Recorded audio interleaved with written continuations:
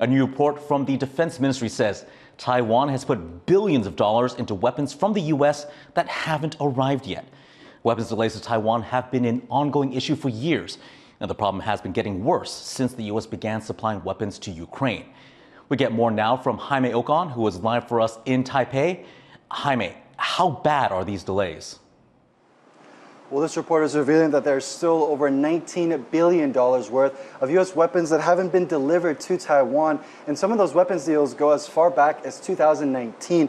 Now, some key context here is that the United States is Taiwan's largest, if not its only provider of weapons and defense equipment, and Taiwan needs those weapons to defend against China, which is threatening to invade the country to bring it under its control.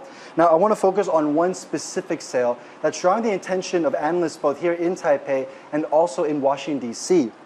It's an even older sale from 2017 of roughly 1,700 TOW missiles, TOW. Now, these weapons are basically missiles that are guided and mounted on military vehicles that Taiwan uses for coastal defense to defend against landing craft that are trying to reach the shores of Taiwan. Now, the first batch of these weapons should have been delivered in 2020 and the complete deal done by 2024. But this report is now revealing that Taiwan so far has received 0 of these weapons. And speaking to an analyst earlier, he says it's a sign of strain within the U.S. defense industry.